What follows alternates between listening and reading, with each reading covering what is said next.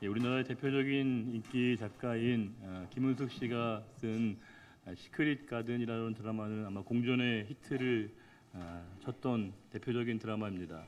이 드라마 안에는 이제 현빈 씨가 김주원이라고 하는 배우 역할로 나오고 있고요. 또 이제 하주원 씨가 길라임이라고 하는 역할로 이제 나와서 많은 분들의 큰 인기를 끌었던 작품입니다. 이 작품에서 사실은 우리가 좀 주목해 볼 수 있는 것은 이제 그 환타지적 요소가 있습니다. 뭐 현실에서는 가능할 수도 없고 또 가능해서도 안 되는 장면인데 남녀의 이 역할이 이렇게 바뀌는 모습을 나오고 있습니다. 서로 간에 이제 몸이 바뀌는 그런 상황이죠. 우리가 생각할 때 남녀의 몸이 바뀌면 생각과 의식도 자연스럽게 바뀔 것 같지만 그렇지 않다는 것입니다. 몸은 바뀌었는데 여전히 예전의 생각, 예전의 마음, 예전의 의식을 그대로 가지고 있다는 사실입니다. 우리는 남성과 여성, 남자와 여자는 처음부터 우리가 태어난 순간부터 남성성과 여성성을 갖는다고 생각하지만 그렇지 않다는 것이죠. 우리가 남성으로서의 의식, 여성으로서의 의식은 우리가 어느 한순간에 생기는 게 아니라 여러 과정들, 우리가 이제 사회화 과정이란 말도 하지 않습니까? 그 과정들을 겪어내면서 우리가 이제 남성으로서의 의식, 여성으로서의 의식을 갖게 되는 걸 알 수 있습니다. 쉽게 얘기하면 우리가 갑자기 몸이 바뀌었다고, 갑자기 육체가 달라졌다고 해서 우리가 갑자기 우리의 생각과 의식은 변하는 게 아님을 알 수 있습니다. 여기는 과정이 필요하고요, 단계가 필요하다는 것입니다. 수상한 그녀라고 하는 영화가 있습니다. 재밌게 볼 수 있는 영화인데 여기 보게 되면 이제 그 주연 배우 이제 두 사람이 나오지 않습니까? 근데 이제 그 어린 배우가 이제 갑자기 이제 할머니 역할을 하죠. 할머니가 갑자기 몸이 이제 젊어지는 역할을 하다 보니까 사실은 굉장히 능청스럽게 연기를 해서 사람들에게 이제 그 웃음을 자아내는 부분인데 할머니가 갑자기 이제 젊어지고 처녀가 되고 처자가 된다는 건 되게 재미있는 상상이죠. 근데 만약에 이 할머니가 예전에 그 엄마로서의 의식, 할머니로서의 의식을 잃어버리지 않습니다. 근데 만약에 저는 반대 경우를 생각해 봤는데 젊은 처자와 처녀가 할머니로 바뀌면 과연 그 의식과 생각을 따라갈 수 있을까? 엄마로서의 생각과 엄마로서의 의식을 갖게 될까? 저는 아마 불가능하다라고 생각합니다. 왜냐하면 그 자리에서의 그 의식은 여러 과정들과 단계들과 시간을 거쳐야만이 그런 의식이 자연스럽게 형성된다는 것을 알 수 있습니다. 우리가 하는 말 가운데 그런 말이 있어요. 졸부라는 말이 있습니다. 졸부. 여기 졸부에서 졸자가 무슨 졸자인지 아세요? 갑자기 졸자입니다. 갑자기 졸. 그러니까 졸부는 뭐예요? 갑자기 우리가 부자가 될 때 졸부이죠. 혹시 너무 부러워하시는 건 아니죠, 여러분? 우리가 졸부. 그러니까 우리가 졸부라고 하는 건 갑작스레 그렇게 일확천금을 노리면서 부자가 될 수 있습니다. 경제적인 환경이 달라지는 것이죠. 저는 우리 사회에서 졸부는 분명히 가능한 것이지만 우리가 이제 여기 나와 있는 것처럼 졸현, 우리가 갑작스럽게 너그러워지고 현명해지는 것, 지혜로워지는 것, 사람이 성숙해진다는 건 불가능하다 싶습니다. 그러니까 우리가 졸부는 가능한데 졸현, 졸해, 졸숙이라고 하는 단어는 불가능하다 싶습니다. 왜냐하면 사람이 지혜로워지고 현명해진다라고 하는 것은, 또 너그러워진다는 것은, 성숙해진다는 것은 여러 시간의 과정들을 거쳐야만이 우리에게 가능한 것이기 때문에 갑작스럽게 우리가 지혜로워진다거나 너그러워진다는 것은 불가능합니다. 이렇게 우리에게 모든 시간의 과정들과 절차들이 우리에게 필요한데 그럼에도 불구하고 우리는 여전히 결과 중심적인 사고를 띨 때가 있습니다. 우리는 과정을 별로 좋아하지 않습니다. 과정이 주는 그 쓰라림과 고통과 힘든 시간을 우리가 보기보다는 우리는 달콤한 결과에 우리의 눈길이 갈 때가 많습니다. 그게 우리의 마음이죠. 실제적인 우리의 심리입니다. 그래서 여러 미디어에서도 우리에게 복잡하고 어려운 과정들은 잘 보여주지 않습니다. 그 결과의 모습에만 집중할 때가 많습니다. 신앙적으로도 마찬가지인 것 같습니다. 어떤 분들이 이제 책이나 간증을 하실 때 어떤 기도의 응답에 관한 책이나 글이 또 간증하실 때가 있습니다. 이렇게 기도했더니 하나님이 응답해 주셨습니다. 이렇게 했더니 하나님이 나에게 귀한 열매를 주셨습니다라고 하는 다양한 기도에 대한 여러 경험들, 어떤 방법론들을 소개하는 글이 있습니다. 또 어떤 분들은 이제 전도의 결실과 열매에 대한 책들이 있습니다. 이렇게 했더니 큰 결과를 얻었다라고 하시는 분들도 계시고요. 목회 성공에 관한 부분도 그렇습니다. 목회 이렇게 했더니 하나님이 크게 나에게 역사하셨다라고 하는 글들이 있는데, 근데 우리가 한 가지 주목할 것은 뭐냐면 그 결론에 도달되기까지의 그 힘들고 어려웠던 그 과정에 대해서는 별로 주목하지 않는다는 사실입니다. 물론 그렇죠. 그 짧은 글 속에 짧은 한 시간의 삶에 대한 간증에서 그 모든 것을 녹여낸다는 건 거의 불가능할 것입니다. 그러다 보니까 우리는 늘 이 결과 중심적인 생각을 할 때가 많습니다. 우리가 기도의 어떤 열매에 대한 부분도 어떻게 하면 그 기도의 어떤 그 결과에 우리가 성과를 낼 것인가에 관한 것에 우리의 관심이 쏠릴 때가 많고요. 우리가 전도도 마찬가지입니다. 요즘 우리들은요, 뭐 한두 명은 별로 우리가 관심도 안 갑니다. 한 100명은 했다고 생각을 해야 이제 많은 분들이 거기에 관심을 갖게 되는 경우도 있고요. 목회 성공이라고 할 때도 우리가 100명, 20명은 이제 안중에도 없습니다. 1000명은 와야지 이제 우리가 목회에 성공한 것으로 치부하게 되고요. 또 이제 이제 큰 예배당을 지어야 이 목회가 성공한 것이다라고 생각하는 경향이 있다는 겁니다. 하지만 그 일들이 이루어지기까지 얼마나 힘들고 얼마나 어려운 과정들을 거쳤는가는 별로 우리가 주목하지 않을 때가 있습니다. 우리는 과정이라고 할 때는 과라고 하는 것은 지날 과자 아니겠습니까? 저는 이 과정에서 과가 지날 과자이기도 하지만 거칠 과라고 생각합니다. 거쳐야 되는 것이죠. 단순하게 과정은 지나는 시간으로서의 의미가 있는 게 아니라 반드시 우리가 거쳐내고 경험하고 살아내야만이 그 경험이 쌓이고 누적될 때 그런 결과, 그런 결론에 우리가 이룰 수 있다는 것을 알 수 있습니다.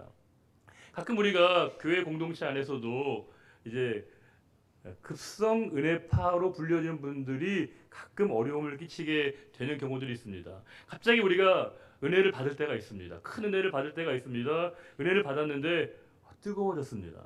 우리가 뜨겁다는 건 좋은 거 아니겠습니까? 뜨겁다는 건 좋은 거잖아요. 열정을 갖는다는 거거든요. 열의를 갖는다는 겁니다. 그런데 우리가 뜨거워졌다라고 하는 것은 동시에 우리가 그것에 대해서 우리가 심사숙고해야 되고 좀 더 우리가 우리 자신을 냉철하게 바라보아야 될 시점 또한 된다는 것을 의미한다는 겁니다. 왜냐하면 우리가 뜨거워진다는 건 보다 더 상황에 대해서 우리가 객관적인 우리가 조명과 관찰과 성찰의 그 상황이 우리에게 좀 부족해지기 쉽다라고 하는 것이죠. 예전에 아이들이 이제 청소년들 집회나 청년부 집회 가면 이제 말씀을 목사님이 전하시고 찬양을 뜨겁게 하고 마지막에 항상 있는 순서가 뭐냐면 결단의 기도, 헌신의 기도가 있습니다. 목사님이 이렇게 얘기하십니다. 이제 앞으로 여러분들 평생을 주님을 위해 헌신할 사람들 일어나라고, 앞으로 나오라고. 우르르 막 나옵니다. 우르르 막 나오고 막 일어납니다. 손을 들고 내가 앞으로 평생을 주님을 위해 헌신하겠다. 그 헌신의 이제 목소리 가운데 목회자로 내가 선교사로 살겠다 이렇게 헌신을 많이 합니다. 정말 뜨거운 순간이죠. 감격스러운 순간입니다. 근데 문제는 언제 벌어지냐? 집에 가서 벌어진다는 겁니다. 앞불사. 내가 너무 성급했다 생각이 든다는 거죠. 하나님 앞에 내가 이제 서원하고 약속했으니까 반드시 지켜야 될 것 같은데 그걸 못할 것 같으니까 굉장히 고민에 빠져 있는 청소년들 많이 만나봤습니다. 우리가 뜨거워진다는 것, 열정과 열의를 갖는다는 건 대단히 우리에게 필요한 일이고 중요한 것이지만 동시에 그 상황을 우리가 조금 더 우리가 우리 자신을 더 객관적으로 성찰해야 될 시간이 필요하다는 겁니다. 놀라운 건 하나님께서 우리들에게 뜨거울 때 가장 우리가 열정적일 때 우리를 주로 사용하시는지 않다는 겁니다. 사도 바울의 인생에서 가장 뜨거울 때는 언제겠습니까? 그가 가장 열정적이었을 때 다메섹에서 예수님을 만났을 때 아니겠습니까? 다메섹에서 내려가는 중에서 도상에서 예수님을 만났습니다. 그보다 더 뜨거운 경험이 어디 있습니까? 가장 인생에서 최고로 뜨거울 때죠. 그런데 그 순간에 하나님이 주님께서 그에게 사명을 맡기지 않았다는 겁니다. 호련히 그에게 아라비아 사막에서의 3년간의 고독의 시간을 경험하게 하셨다는 겁니다. 베드로도 마찬가지죠. 베드로가 가장 즉흥적이고 흥분 잘하고 얼마나 행동주의자입니까? 그런데 베드로의 사역의 대부분의 아름다운 결실은 그 인생에서 마지막에 맺혀지게 된다는 겁니다. 이게 우리가 잘 이해가 안 되는 거예요. 우리 같으면 가장 뜨겁고 열정적일 때 하나님이 사용하실 것 같은데 하나님이 우리를 사용하시는 방법은 우리의 생각과 상당히 차이가 있다는 겁니다. 마치 그 뜨거움이 식어지는 시간을 기다리시는 것 같습니다. 그 열정과 열의가 마치 빠지는 것 같은 시간을 하나님이 이렇게 지켜보시는 것 같습니다. 저는 이 상황을 영적인 당금질이라고 부르고 싶습니다. 하나님은 우리에게 뜨거움이 필요해요. 열정이 필요합니다. 그러나 그 열정이 우리의 삶에서 내면화되고 그것을 우리가 성숙한 시간으로 우리가 삼아가는 과정과 그 절차와 단계가 우리에게 필요한 이후에 그때 하나님 우리를 사용하신다는 겁니다. 우리가 교회 문턱을 넘었다고 해서 바로 우리가 예수님의 제자가 되는 거 아닙니다. 우리가 정기적으로 주기적으로 우리가 예배 참석한다고 해서 반드시 우리가 참된 하나님의 사람이라고 그리스도인이라고 우리가 단정하기도 쉽지 않습니다. 어떻게 보면 우리가 교회 안에서의 구원에 대한 확인이 좀 필요한 것 같습니다. 정말 우리가 하나님 앞에 구원받은 백성이 맞는 건가? 예배는 매 주일마다 우리가 참석하고 예배를 드리고 있는데 우리가 이렇게 함께 찬송하고 기도하고 있는데 정말 우리가 하나님이 원하시는 그 구원의 길에 있는 게 맞는 건가? 우리 하나님이 원하시는 그 삶의 자리에 있는 게 분명한 건가? 이 점검과 질문과 성찰이 우리에게 필요하다는 겁니다. 의외로 우리가 예배는 계속 드리고 함께 우리가 공동체 안에서 같이 지내지만 그 벽을, 그 담을 못 넘는 경우가 있습니다. 그 유리벽을 깨지 못하는 경우가 있다는 겁니다. 우리에게 그 과정과 그 질문이 우리에게 반드시 필요하다는 사실입니다. 오늘 본문의 에스라는요, 우리 에스라를 이해하려면 그 에스라의 본문의 역사적인 맥락을 좀 확인을 해야 됩니다. 에스라서는 뭐냐면 이스라엘 백성들이 바벨론에 의해서 BC 586년에 멸망을 당하죠. 나라가 완전히 사라지게 됩니다. 그리고 이제 사방으로 그들이 흩어지게 되고 또 많은 사람들이 바벨론의 포로로 끌려가게 됩니다. 하나님이 예언하신 70년간의 포로 생활입니다. 근데 그 시간이 지나고 났을 때 하나님이 이제 그들에게 은총을 베푸셔서 이 포로로 끌려갔던 사람들이 예루살렘으로 귀환을 하게 됩니다. 근데 한 번에 귀환하는 게 아니라 순차적으로 귀환하는데 크게 보면 세 번의 귀환을 하게 됩니다. 첫 번째 예루살렘으로 돌아오는 포로 귀환자들을 이끌었던 지도자가 누구냐면 스룹바벨이었습니다. 스룹바벨. 두 번째 백성을 이끌었던 지도자가 누구냐? 에스라였고요. 세 번째 백성을 인도했던 그 지도자가 누구냐면 다음 주에 보게 될 느헤미야였습니다. 첫 번째, 두 번째, 세 번째가 있는데 에스라는 두 번째 포로 귀환을 이끌었던 지도자였습니다. 자, 1차 포로 귀환, 스룹바벨이 백성들을 이끌고 예루살렘으로 돌아왔습니다. 그 스룹바벨이 했던 가장 큰 공헌은 뭐냐면요. 예루살렘 성전을 재건하는 일이었습니다. 무너졌던 예루살렘 성전을 다시 짓는 일이었습니다. 우리가 첫 번째 예루살렘 성전을 뭐라고 부르냐면 솔로몬 성전이라고 부르는데 두 번째 성전을 우리가 스룹바벨 성전이라고 부릅니다. 자, 이제 성전이 완성됐습니다. 그런데 이 성전이 완성됐다는 것은 그들이 적어도 객관적으로 이제 그들이 안정적인 신앙생활할 수 있는 토대가 마련되었다라고 하는 것을 의미합니다. 그런데 이 돌아온 포로 귀환자들이 이미 그 땅에 자리를 잡고 있었던 가나안 사람들과 적응하기 시작합니다. 타협하기 시작합니다. 문화와 제도와 의식이 그들과 통용되기 시작합니다. 그들의 문화, 이방의 문화와 습성과 그들의 기질이 이스라엘 백성들 안에 스며들게 되었습니다. 그것이 가장 정점에 이르렀던 게 뭐냐? 통혼이었습니다. 그들의 자녀들과 이 이스라엘 백성들의 자녀들이 통혼을 하게 되었습니다. 이거 하나님이 엄격하게 금지하신 것이거든요. 그럼에도 불구하고 이 일들에 대해서 자행되고 있는 이 안타까운 현실을 보면서 에스라가 안타까운 마음으로 오늘 말씀에서 이렇게 그들을 향한 하나님의 말씀을 전하고 있습니다. 9장 3절과 4절 보시게 되면요. 에스라가 얼마나 참 통분하는 걸 알 수 있는데 3절과 4절에 공이 어떤 단어가 있냐면 기가 막혔다. 이렇게 표현이 있습니다. 에스라가 그렇게 느낀 겁니다. 너무너무 기가 막힌 거죠. 할 말이 없는 겁니다. 어떻게 도대체 이럴 수 있는가? 그들이 포로기에 돌아올 때까지 물리적인 거리는 약 4개월이 걸리는 거리입니다. 어마어마한 거리입니다. 그렇게 힘들게 와서 정착하고 예루살렘 성전을 지었던 그들이 이제 이방 사람들과 동화되어 살아가고 있는 이 안타까운 현실을 보면서 기가 막혔다라고 하는 것이 에스라의 평가였습니다. 진짜 그 에스라의 마음이죠. 그 에스라가 이 안타까운 현실을 지켜보면서 저녁 제사 드릴 때까지 그가 침묵의 시간을 보냅니다. 그리고 오늘 5절부터는 저녁 제사 드릴 때 에스라가 이제 하나님 앞에 기도를 올리게 됩니다. 오늘 본문 5절부터 15절까지의 말씀은 한마디로 얘기하면 에스라의 기도문입니다. 에스라가 하나님께 기도했던 겁니다. 이 에스라의 기도문을 보면 5절부터 15절이면 그렇게 길지 않죠. 정말 놀라운 건 뭐냐면 에스라가 이 짧은 말씀 속에 기도문 속에서 어떤 분이 저에게 설교 중에 우리를 되게 많이 한다고 하는데 저는 에스라한테 비교가 안 됩니다. 비교가. 왜냐하면 에스라는 이 짧은 본문 속에서 기도문 속에서 무려 우리라는 단어를 27번을 쓰고 있다는 겁니다. 27번을. 저는 뭐 그분의 정말 신들매를 풀지도 못하죠. 비교가 안 됩니다. 왜 그렇게 이 에스라가 우리의 죄, 우리의 허물, 우리로 얘기하고 있다는 겁니다. 사실 이 문제가 촉발되어지게 된 그 원인 제공은 누구냐면 1차 포로 귀환자들입니다. 그들 때문에 이런 문제가 사단이 난 것이고요. 문제가 발생하게 된 겁니다. 엄밀하게 얘기하면 에스라는 상관없습니다. 그의 책임도 아닙니다. 무관한 일입니다. 그런데 에스라는 그걸 마치 본인의 책임인 듯, 본인의 잘못인 듯 얘기하고 있다는 겁니다. 우리의 잘못이라고, 우리 모두의 책임이라고 얘기하고 있다는 겁니다. 우리는 이 책임이라는 단어가 가지고 있는 무게감을 너무 잘 압니다. 책임을 우리가 얘기하는 순간에 우리가 떠안아야 될 많은 부담이 있습니다. 그러기 우리는 책임을 회피하고 기피하고 꺼려할 때가 있습니다. 그러나 이 에스라는 이 모든 상황을 본인의 책임인 양 받아들이고 있다는 겁니다. 마치 본인의 잘못인 것처럼, 본인이 죄를 지은 것처럼, 본인의 허물인 것처럼 그가 받아들이고 있다는 사실입니다. 우리 가운데 많은 분들이 타인에 대한 증오심과 혐오감을 활용함으로 말미암아 반사 이익을 누리려고 하는 경우가 있습니다. 타인에 대한 증오심과 혐오감을 증대시킴으로 말미암아 그 반사 이익을 본인이 누리려고 하는 경우가 있다는 겁니다. 이런 겁니다.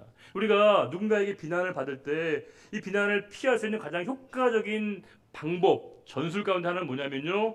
우리가 특정한 누군가를 공동의 적으로 만들고 그 모든 공동의 적에게 비난을 가하는 방식입니다. 이 사람은 모두가 다 미워할 수밖에 없는 공동의 적으로, 악으로 규정하고 악의 축으로, 악 그 자체로 정한 다음에 그 모든 이 사람에 대한 비난과 이 사람에 대한 모든 비판을 함으로 말미암아 본인은 거기로부터 자유해지는 것입니다. 프랑스에 르네 지라르라고 하는 유명한 학자가 있습니다. 프랑스의 40명의 그런 위대한 학자들 중에 한 명으로 꼽히는 분인데, 이 르네 지라르가 펼쳤던 이론 가운데 희생양 이론이라고 하는 게 있습니다. 그분의 이론은 이런 겁니다. 한 사회가 역사 이래로 언제나 그 모든 사회가 사회 안에는 갈등이 존재하거든요. 갈등과 다툼과 분쟁이 존재하는데 이 갈등과 다툼을 마찰을 해소하는 방법은 뭐냐? 공동체 가운데 누구 특정인을, 특정 대상을 지정하고 그에게 모든 이 공동체의 분노를 다 전가한다는 겁니다. 그리고 그를 제거함으로 말미암아 당분간 그들이 평안을 누리는 방식을 우리 인간 사회는 언제나 견지해 왔다라고 얘기하고 있습니다. 우리가 자세히 보게 되면 이런 방식을 우리가 여러 군데 찾아볼 수 있습니다. 우리가 유대인들에 대한 홀로코스트 역시 마찬가지입니다. 그들을 악마화하고 그들을 저주함으로 말미암아 그들에 대한 이 나치의 증오심을 그들이 정당화시켰다는 겁니다. 그들을 미워하는 건 마땅하다고, 그들을 증오하는 건 정당하다고 그들이 주장하게 된 것입니다. 볼프강 베링거라고 하는 중세의 역사를 전공한 학자에 따르게 되면요, 중세의 마녀 사냥이 얼마나 많았습니까? 그 학자에 따르게 되면 마녀 사냥으로 죽어간 여인들이 무려 6만 명이 넘는다고 합니다. 이유도 없습니다. 내가 왜 죽어야 되는지, 내가 왜 죽을 수밖에 없는지 이유를 묻지 않고 그들은 마녀라는 낙인 하나를 찍고 공동체의 분노 때문에 다 죽어갔다는 것입니다. 최근에 목회 세습 문제 때문에 문제가 됐던 그 큰 교회 목사님께서 안팎으로 많은 비난을 받았을 때 그 목사님께서 교회 설교에서 그렇게 얘기하셨습니다. 이 목회 세습을 반대하는 것은 사탄이다라고 얘기하셨습니다. 그 방식에 대해서 참으로 우리가 동의하기 힘든 건 뭐냐면 그분의 그 설교는 외부로의 목소리기보다는 내부의 단속용이다 생각이 들었습니다. 이제 오히려 누군가를 또 악마화시키면서 자신의 어떤 도덕적 우월감을 강화하려고 하는 태도입니다. 되게 졸렬한 방식이다 생각이 들었습니다. 우리가 이런 일들은 우리가 거시적인 세계에서만 벌어지는 게 아닙니다.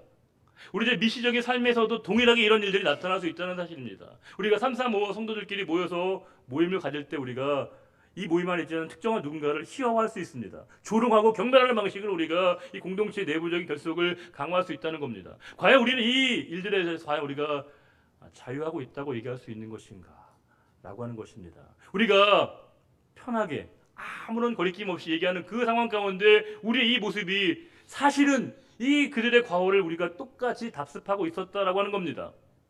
놀라운 사실은 에스라는 그렇게 그가 처신하지 않았다는 사실입니다. 에스라는 우리도 예측한 것과는 전혀 다르게 반응하고 있습니다. 오히려 이 에스라는 이 모든 상황을 마치 본인의 잘못인 양, 우리 모두의 책임으로 돌리면서 그 상황 앞에 철저하게 하나님 앞에 그가 무너져 내리고 있습니다. 그 모든 상황이 다 드러나고 있는 그 모든 모습 가운데 부끄러워서 견딜 수 없다라고. 하나님, 제가 너무나 이 죄악 때문에, 저희들의 이 과오 때문에 부끄러워서 견딜 수 없습니다라고 이 에스라가 하나님께 기도하고 있습니다. 5절 보시게 되면, 내가 근심 중에 일어나서 속옷과 겉옷을 찢은 채 무릎을 꿇고 나의 하나님 여호와를 향하여 손을 들고, 그가 이렇게 기도합니다. 6절 읽어볼까요?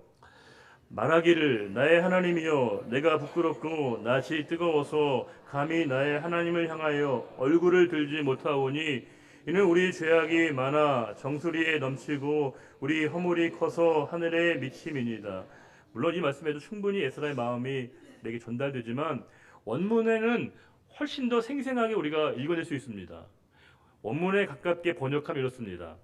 내가 말하기를 나의 하나님이여, 내가 부끄럽고 나의 낯이 뜨거워서 감히 나의 하나님을 향하여 나의 얼굴을 들지 못하오니, 나라는 표현을 무려 6번에 걸쳐서 이야기하고 있습니다. 하나님, 내 죄입니다. 내가 얼굴이 너무 화끈거리고 부끄러워서 하나님을 쳐다볼 수 없습니다라고 이 에스라가 얘기하고 있습니다. 죄악을 고백하면서 회개하고 있는 그 에스라가 얼마나 이 죄악 때문에 고통을 당하면서 부끄러워하는가를 우리가 느낄 수 있습니다. 성도는 우리가 잘 살지 못, 경제적으로 우리가 잘 살지 못하는 것 때문에 우리가 부끄러워할 필요가 없습니다. 우리가 진짜 부끄러워야 될 것은 하나님과 우리가 동행하지 않고 살아가는 이 삶이 진짜 우리에게 부끄러운 것입니다. 우리가 가방끈이 짧다는 거, 많이 배우지 못했다는 게 우리에게 부끄러운 게 아닙니다. 진짜 부끄러운 건 말씀을 들음에도 불구하고 행하지 않는 우리의 모습이 진짜 부끄러운 겁니다. 어느 교회마다, 우리 교회는 정말 다행인데요, 항변주의 선거가 끝나고 나면 꼭 교회를 옮기는 분들이 생겨난다는 겁니다. 왜냐하면 본인은 정말 기대하고 바랐는데 그 기대의 생각대로 되지 않음에 대해서 여러 가지 고민 끝에 교회를 옮기게 된다는 것이죠. 이런 교회에서 거기서 이제 권사님을 이렇게 매년마다 세워드릴 때 교구의 모임이 이제 지구인데, 그 지구 담당 목사가 교구장 권사님들의 추천을 받아서 제청하는 방식으로 권사님을 임명하게 됩니다. 뭐 순서대로 가면 돼요. 보통 이제 다 교구에서 순서가 정해져 있으니까. 근데 이제 어느 권사님, 그때 집사님이셨는데 오셔가지고 연세가 조금 있으신 집사님이셨는데 저한테 너무 부탁을 하시는 거예요. 목사님, 제가 이번에 꼭 권사가 돼야겠다고, 꼭 권사가 되고 싶다고 얘기하시는 겁니다. 이유는 그런 겁니다. 본인이 이제 나이가 들었는데 이제 아직까지 집사니까 너무 부끄럽다는 거예요, 애들한테. 내가 너무 면목이 없어서 이번에 꼭 권사가 되게 달라고 막 이렇게 조르는 겁니다. 물론 그때는 안 되고 한참 뒤에, 몇 년 뒤에 또 가시니까 권사님이 진짜 되시긴 되셨더라고요. 저는 그분의 인식 자체가 참 아쉬웠습니다. 여전히 교회 직분을 저분 직급으로 이해하고 있구나. 우리가 목사라고 하는 이 자리, 권사와 장로라고 하는 이 자리, 이 안수 집사와 집사라고 하는 이 모든 자리 직분을 우리가 마치 우리가 정말 계급처럼 생각하고 있다는 것, 벼슬처럼 생각하고 있다는 게 진짜 부끄러운 겁니다. 우리가 목이 뻣뻣해지는 걸 부끄러워해야 됩니다. 우리의 이 가슴이, 우리의 이 어깨가, 우리가 힘이 들어가는 모습이 있다면 그게 진짜 부끄러운 것이죠. 예수는 진짜 부끄러운 게 뭔지를 알았던 겁니다. 하나님, 우리의 죄 때문에, 우리 죄가 다 이렇게 드러난 것 때문에 하나님 앞에 너무 죄송스러워서 너무나 부끄럽습니다. 얼굴을 들 수 없습니다라고 그 에스라가 그렇게 하나님께 이야기하고 있습니다. 에스라의 직업은 학사 겸 제사장입니다. 그럼 다른 사람의 잘못과 실수와 다른 사람의 모든 잘못한 것들을 지적할 수 있는 자격이 있고요, 또 그러해야 마땅한 사람입니다. 그런데 에스라는 도리어 마치 본인의 책임인 것처럼, 본인이 모든 죄를 진 것처럼 그 책임을 통감하면서, 절감하면서 하나님께 그가 회개하고 있는 모습을 보여주고 있다는 겁니다. 마치 윤동주 시인의 표현처럼 잎새이는 바람에도 괴로웠던 그 시인의 심정을 에스라가 느끼고 있다는 겁니다. 정작 죄를 고백할 사람은 무심한데 오히려 더 하나님 앞에 이렇게 깨끗해지고자 했던 그 에스라가 하나님 앞에 고백하고 있다는 겁니다. 그 이유가 뭘까요? 그것은 바로 그가 하나님 앞에 서 있는 자였기 때문에 그렇습니다. 우리가 어두우면요, 뭐가 추하고 뭐가 더러운지가 잘 드러나지 않습니다. 그런데 빛 앞에 서면 우리 모든 게 다 드러나고 밝히 나타나게 됩니다. 그래서 사람들이 하나님 앞에 서기를 꺼려하는 겁니다. 왜냐하면 하나님 앞에 서면 내 모든 은밀한 것, 감추어둔 것들이 다 드러날까 봐 사람들이 두려워하는 것입니다. 우리가 하나님 말씀을 받아들이면서 자기 자신의 죄와 자기 자신의 이 악함을 주목하지 않고 거기에 대해서 우리가 성찰하지 않는다면 반드시 그 사람은요 상대방의 잘못을 먼저 지적하게 됩니다. 자기를 돌아보지 않으면요 상대방의 그릇된 부분들과 상대방의 사소한 잘못에 우리가 집중하면서 그것을 지적하게 된다는 겁니다. 하나님 우리에게 말씀을 통해 깨닫게 하시는 것은 그 누구보다 먼저 돌아봐야 할 대상이 타인이 아니라 자기 자신이어야 된다는 것을 에스라를 통해서 우리들에게 역설적으로 이야기해 주고 있습니다. 바리새인의 문제가 바로 그러했죠. 바리새인들은 자기를 돌아보지 않았습니다. 다른 사람의 실수와 작은 것 하나를 그가 이렇게 관대하지 못하게 바라봤다는 겁니다. 예수님이 그렇게 얘기하십니다. 왜 너는 네 눈에 있는 들보가 있는데 형제의 눈에 있는 티만을 보고 있냐라고 예수님이 타박하십니다. 뜻밖에도 그것이 우리들의 현실의 모습일 수 있다라고 하는 것입니다. 아직 우리가 어리고 젊다는 것은 꼭 그것이 칭찬이 아닐 때가 있습니다. 어리다는 건 미숙하다는 거죠. 아직 부족하다는 겁니다. 그래서 우리가 청소년들과 청년들 보면요 감정의 기복이 되게 많습니다. 감정의 기복이 많아서 하고 싶은 대로 말을 하고요 생각나는 대로 말을 하고 주로 이렇게 얘기가 좋은 말이 안 나옵니다. 여러분 우리 청소년들 집에 두고 계신 분도 아시죠? 애들은요 맨날 자기 얘기하는 게 짜증난다 싫다 이런 얘기만 합니다. 저희 집안 얘기가 아니에요. 일반적인 가정의 얘기를 제가 하는 겁니다. 보통 이상해요. 애들은 계속 뭐 이렇게 싫고 짜증나 뭐가 이렇게 짜증나는지 모르겠습니다. 여러분 그거는 물론 환경도 그렇지만 그 아이들이 아직 좀 미숙하다라고 생각합니다. 미숙하면 그렇다는 겁니다. 미성숙하면요 그 말과 행동과 표현 가운데 불평과 불만과 짜증이 섞여 나올 수밖에 없습니다. 그런데 에스라는 전혀 다른 모습을 그가 보여주고 있었다라고 하는 겁니다. 우리가 오늘 8절의 말씀 주목할 부분이 있습니다. 이제 우리 하나님 여호와께서 우리에게 잠시 동안 은혜를 베푸사 얼마를 남겨두어 피하게 하신 우리를 그 거룩한 처소에 박힌 목과 같게 하시고 우리 하나님이 우리 눈을 밝히사. 여기서 원래 예전 번역에는 이 우리 하나님이라고 하는 엘로헤누가 원래 있는데 빠졌습니다. 번역을 안 했습니다. 근데 최근 번역엔 이 번역을 다시 살려냈습니다. 왜냐하면 너무 중요하기 때문에 그런 것이죠. 우리의 눈을 밝혀주신 게 누구냐면 주체가 분명하게 드러난다는 겁니다. 우리가 우리의 눈이 하나님 앞에 밝혀져서 우리가 하나님을 주목하게 될 때 우리가 그분 앞에 영적으로 우리가 성장하고 성숙해지는 겁니다. 우리가 우리의 성장과 성숙의 준거점은 타인이 아니라 자기 자신이어야 되는 것이고요. 더 나아가서 궁극적으로는 하나님이셔야 됩니다.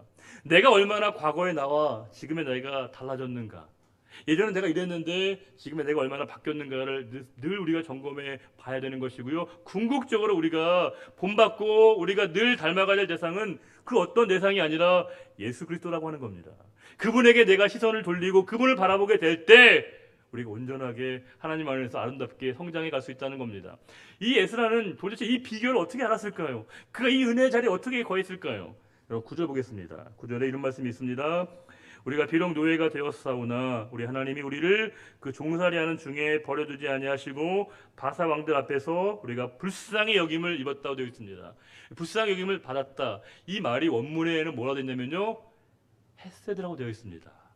하나님의 변치 않는 사랑이죠. 하나님의 변치 않는 그 일관된 사랑을 이 에스라가 받고 있었기 때문에 이런 넓은 시야를 그가 가질 수 있었던 겁니다. 타인에 대해서뿐만 아니라 자기 자신을 정확하게 바라볼 수 있었던 그 힘은 뭐냐? 하나님의 그 헤세드의 변치 않는 사랑이 이 에스라를 감싸고 있었다는 겁니다.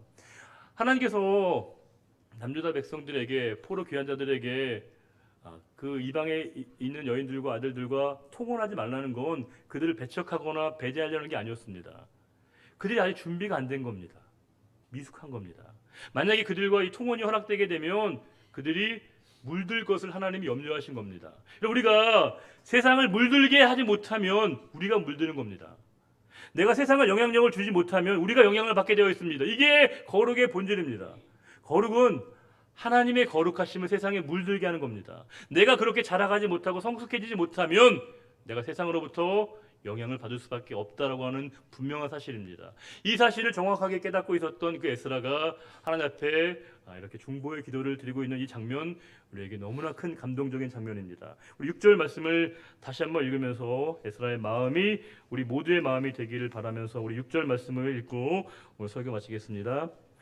말하기를 나의 하나님이여 내가 부끄럽고 낯이 뜨거워서 감히 나의 하나님을 향하여 얼굴을 들지 못하오니 이는 우리 죄악이 많아 정수리에 넘치고 우리 허물이 커서 하늘에 미침이니이다.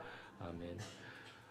하나님 아버지, 우리가 이 시간 참으로 부끄러워야 될 것이 무엇인가를 다시금 알게 하시니 참 감사합니다.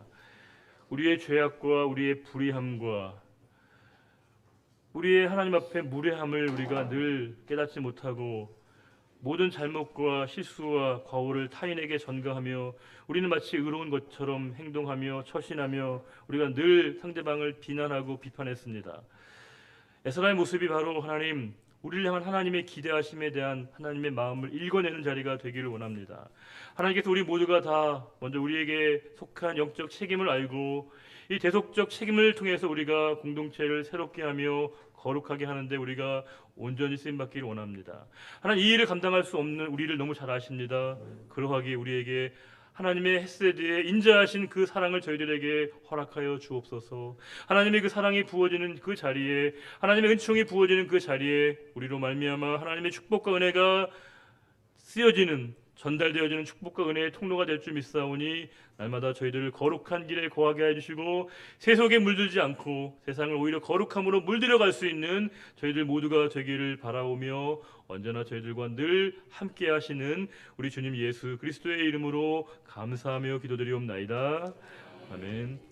다 같이 일어나셔서 우리 패송하겠습니다.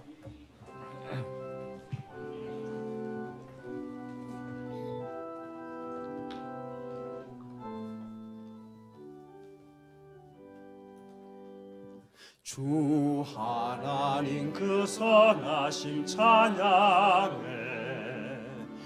놀라운 주 행적 찬양해 주님의 사랑이 가득 넘친 교회 주 사랑 이제 전파하려네 우리에게 주어진 소명대로 우리 사랑 널리 전하자 주 비춰주시는 그 빛을 따라서 어디든지 주와 가리라 주와 함께 가리라 악을 꼴짝도 주의 복음 들고 가리라 주와 함께 가리라 주님 주신 믿음으로 어디든 가리라 주의 약속 믿으며 순종하며 가리라 주와 함께 가리라 주의 값진 피로 사신 교회 주의 성령 가득 넘치네 주 찬양 소리가 울려 퍼지는 곳 주의 영광 울려 퍼지네 지금 주신 주의 소명대로 순종하며 따라가리라 주의 성령 우리를 늘 동행하시네 어디든지 동행하시네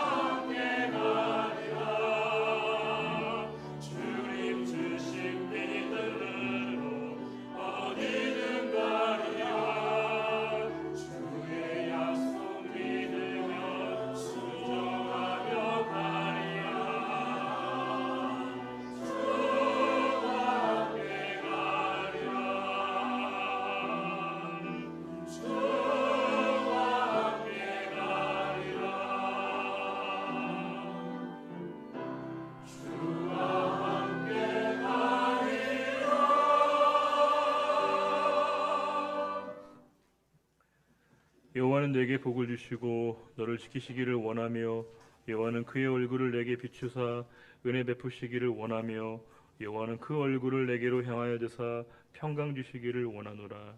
이제는 우리 주 예수 그리스도의 은혜와 하나님 아버지의 갚을 길 없는 그 크신 사랑의 주심과 성령의 인도교통 충만 결단케 하심이 오직 우리 모든 삶의 자리 가운데 주님 말씀 붙들고 언제나 주님과 함께 살아가기로 다짐하는 우리의 거룩한 헌신과 그 고백 위에 이제로부터 영원히 함께하여 주시기를 간절히 축원하옵나이다.